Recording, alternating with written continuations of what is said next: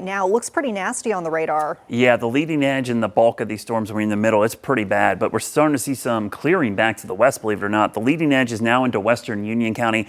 A lot of trees down. I'm getting a lot of reports of trees down across the area. That's why you're seeing the power outage, but also a lot of clouded ground lightning. Remember, we learned earlier this week, we showed you the streamer who got hit by lightning while he was gaming and streaming on his computer. Stay off the electronic devices. Anything attached to the wall can get electricity into the house is also going to get the lightning in your house. So that means staying out of the shower, bathtub. Your mom, your grandma were right. Don't take a shower or bath during a thunderstorm. Wait till these move through because those lightning strikes outside your home can get in there and cause issues. There's the leading edge. The worst winds now right along the Meck Union County line heading down into the panhandle of Lancaster County. So Indian Land, you're seeing the heavy storms heading down towards Sun City area. These are pushing through several embedded areas of what we call downbursts where the winds are enhanced to about 60, 65 miles per hour, even still seeing 50-mile-per-hour winds moving in to Union County. Now, the good news, the storms are moving. They're moving pretty quickly, but that's also a sign they're producing strong winds because the forward speed alone is going to produce wind. We're seeing a break, actually the sun coming out in Gaston County,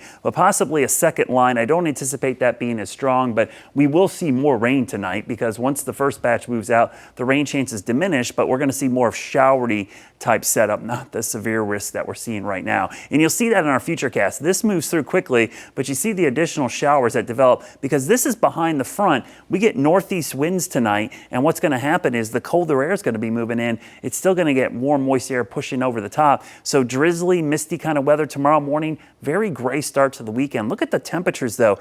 We have not seen lows in the 60s since June. So the fact that we could see 60s tomorrow, it's been a long time. In fact, the longest streak of 70 or higher for low temperatures in our city history. We're in the peak of it right now. I think today would be day 36 in a row of that. So we'll break that streak. We're going to break the 90-degree streak as well because we're not going to make it into the 80s possibly tomorrow. So we'll break that streak at 26 in a row. So it's been a long, hot stretch, and that's why these temperatures are well below normal, but they're going to feel even colder because of how hot it's been for the past several weeks. And we're going to see more rainfall, which we need. We just don't want to see flooding or severe weather. So tonight, upper 60s, temperatures falling into the 60s. Tomorrow, barely getting back into the upper 70s. Cloudy, gray, northeast breeze. It's going to feel like September, not August out there with those northeast winds. And again, temperatures staying well below normal with showery pattern kind of sticking around into next week. And no dramatic turnaround. We're not going to see temperatures shoot back up into the 90s anytime soon. It's probably going to be next weekend before that happens.